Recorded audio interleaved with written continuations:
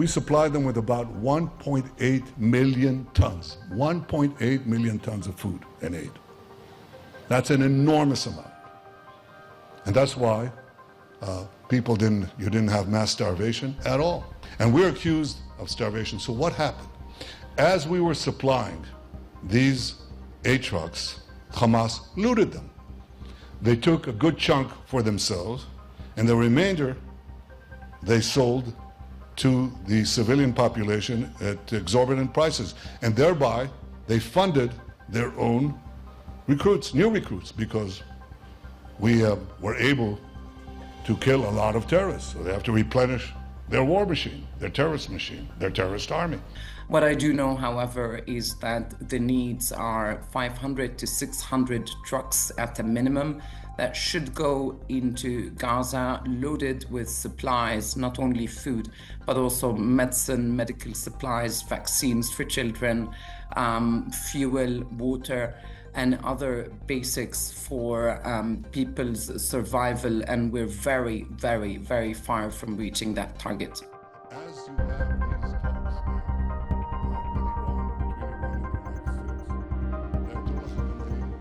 in Gaza, it's locked, not because we locked it, it's locked.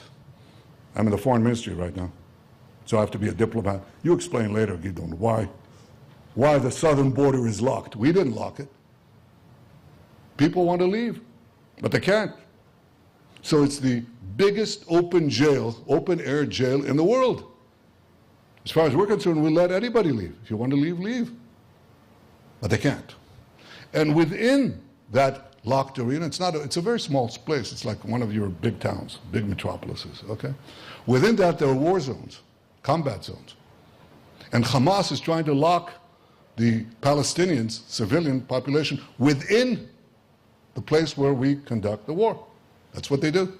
So we supply them with about 1.8 million tons, 1.8 million tons of food and aid. That's an enormous amount. And that's why you didn't have mass starvation at all. In fact, I'll give you one simple indication of that. We take thousands of prisoners. We sort them out into civilians and into combatants, and we photograph it.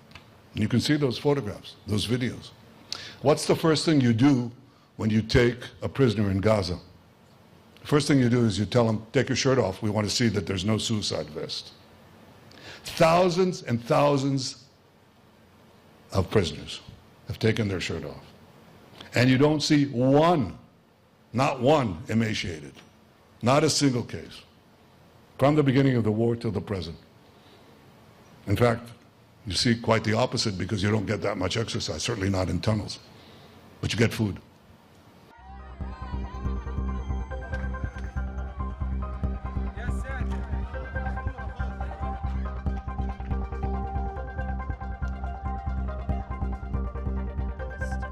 As the Secretary General noted last week, we and our partners have a detailed principle of operational sound plans.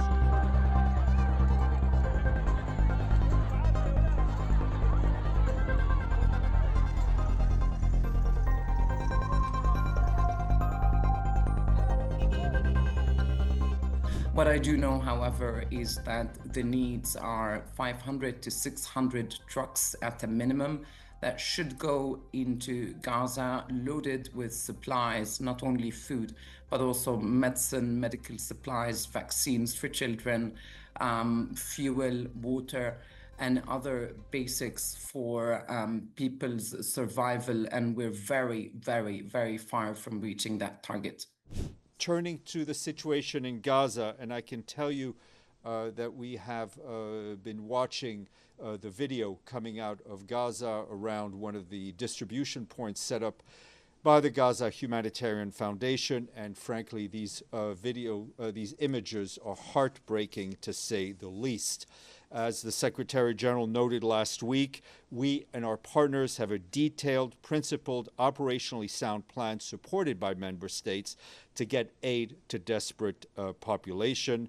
We continue to stress that a meaningful scale-up of humanitarian operations is essential to stave off famine and meet the needs of all civilians wherever they are. The situation in the south of Gaza is particularly concerning, as no fuel is currently available there, and only 1/3 of the required supply was received last week. Meanwhile, northern Gaza has managed to secure sufficient fuel to sustain water, sanitation operations for 2 weeks. Our colleagues at the Office of the Coordination of Humanitarian Affairs, and as we all do, continue to call for the opening of all crossing points for humanitarian aid and commercial goods. We and our humanitarian partners stand ready to deliver at scale, which is something we've been repeated over and over and over again. International law must be respected, and humanitarian operations must be enabled without any further delay.